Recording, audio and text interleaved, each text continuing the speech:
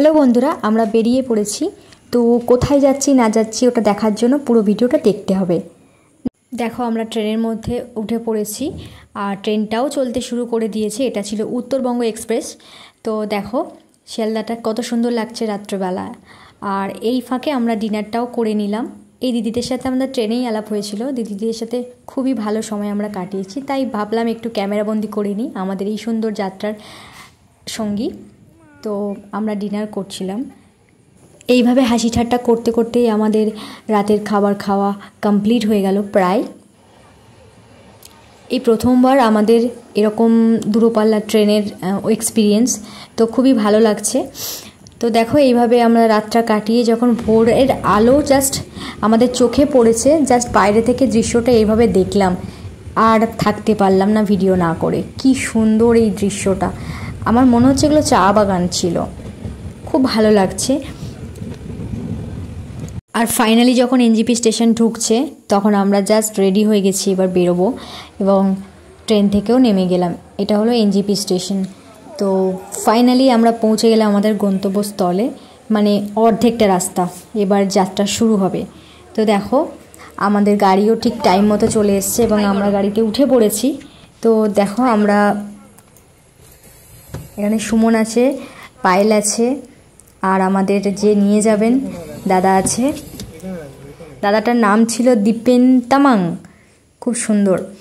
So এবং যখন আমরা রাস্তা থেকে শুরু করলাম আমাদের জার্নিটা, তো প্রচণ্ড বৃষ্টি হচ্ছিল, বাট সেই মুহূর্তে হালকা হালকা জাস্ট নিম্নচাপ যেমন হয় আমাদের এদিকে, তো সেরকম টাইপের বৃষ্টি হচ্ছিল। এবং গাড়ির ভেতর থেকে আমরা যা দেখতে পাচ্ছিলাম তা তোমাদের সাথে কিছুটা শেয়ার করলাম। তো তোমরা দেখো, হয়তো যারা এসছো এই জায়গাটা তারা চিনতে পারছো হালকা হালকা এটা কোথায়। আমাদের এই প্রথমবার এরকম একটা মানে সুন্দর পাহাড় কাছ থেকে দেখার সুযোগ হয়েছে।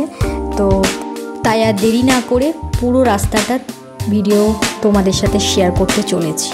তো ভিডিওটা দেখতে চাইলে পুরো ভিডিওটা শেষ পর্যন্ত দেখো, আমরা এক্স্যাক্টলি ঠিক কোথায় যাচ্ছি। পাহাড়িয়া রাস্তাগুলো বেশ সুন্দর, পাথর কেটে কেটে ওপরের দিকে কি সুন্দর ঘর করেছে। এটা একটা অ্যাকচুয়ালি মন্দির ছিল ওটা। তো দেখো পাহাড়ে যে আমরা শুনে থাকি না যে পাহাড়ে বর্ষাকালে ধস নামে, এটা হচ্ছে তার একদম জলজ্যান্ত প্রমাণ। তো আমরাও সেই রাস্তায় ধসটা পেয়েছিলাম, বাট আমরা যাওয়ার হয়তো অনেকটা আগে হয়ে গেছে, থ্যাঙ্ক গড। আর এটা যেটা দেখতে পাচ্ছ এটা হচ্ছে করোনেশন ব্রিজ। যারা এখানে এসছো তারা হয়তো এটা চেনো। অতিরিক্ত বৃষ্টির কারণে আমরা এখানে স্টে করতে পারিনি, তো গাড়ির ভেতর থেকেই যতটুকুনি দেখানো সম্ভব দেখাচ্ছি, তো তোমরা দেখে নাও। তারপরে পুরো রাস্তাটা প্রায় এরকমই এক বাঁকা বাঁকা রাস্তা, আর ধার থেকে ঝর্ণা নামছে, খুব সুন্দর লাগছে। চলো দেখতে থাকো, এরপর আরও সুন্দর সুন্দর জিনিস দেখানোর আছে। ভিডিওটা পুরোটা শেষ পর্যন্ত দেখতে হবে কিন্তু।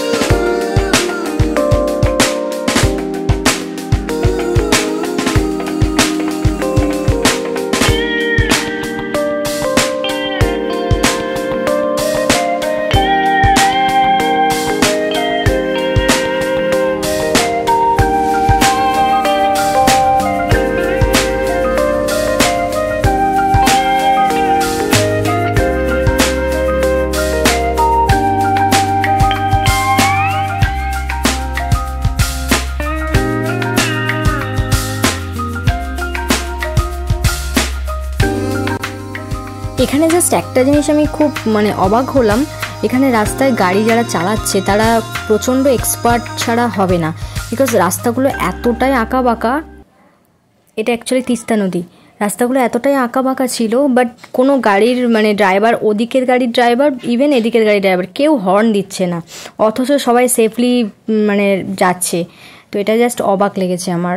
তো আমার মনে হয় এনারা যদি কলকাতায় গাড়ি চালায়, যে কলকাতায় এত সিগন্যাল পড়ে, এটা মনে হয় ওখানে চালাতে পারবে না। আবার কলকাতার লোকেরা তারা কিন্তু এখানে গাড়ি চালাতে পারবে না। It's totally difference.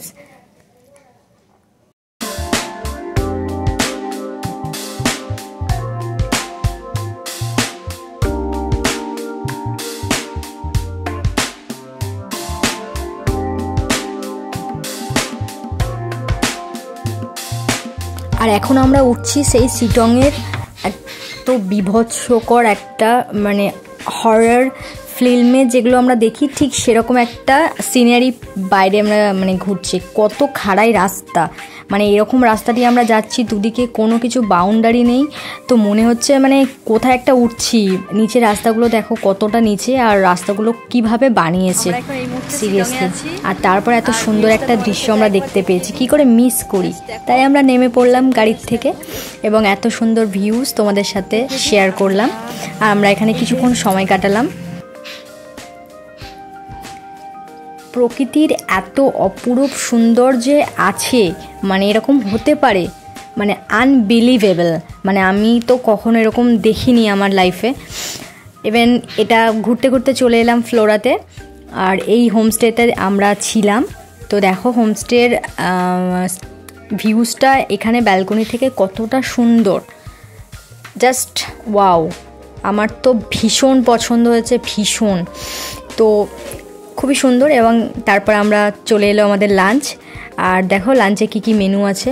Suman already serve করতে শুরু করে দিয়েছে। টাটা সবাইকে, দেখা হচ্ছে পরের ভিডিওতে।